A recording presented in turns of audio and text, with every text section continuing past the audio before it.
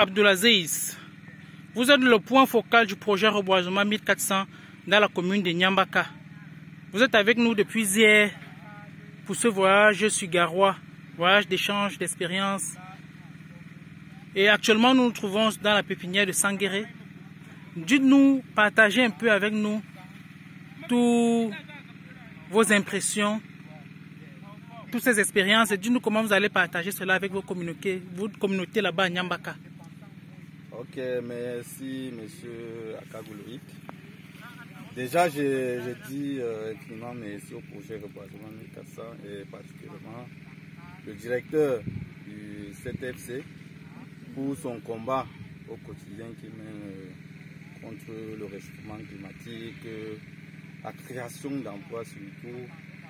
Et vraiment, nous sommes très fiers d'effectuer ce voyage sur Garoua. Et là, aujourd'hui, nous sommes à la pépinière de Sanguéré Paul, à une dizaine de kilomètres de la ville de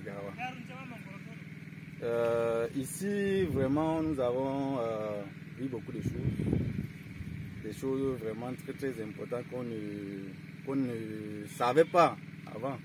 Et particulièrement les techniques de la mise en place de la pépinière, notamment la technique par ébouillantage, c'est-à-dire on prend un boulot à 100 degrés Celsius et puis on fait tremper les graines dans la carte là-dedans et puis après 30 minutes on les fait ressortir et là maintenant on les met dans les pots.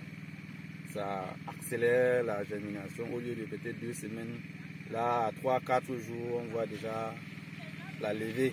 Là, c'est vraiment très important pour nous qui sommes des acteurs, qui font dans l'anacarde.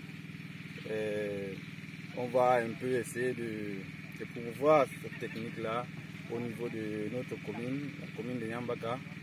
On va essayer de sensibiliser les ministres, même les populations à s'approprier de cette technique-là.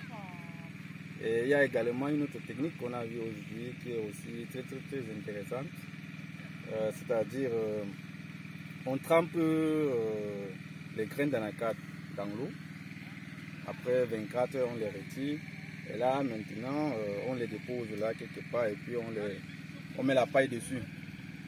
Et là, on continue à arroser 2-3 jours. On va voir que les graines ont commencé à germer. Et là, on les prend et on met directement dans les pots.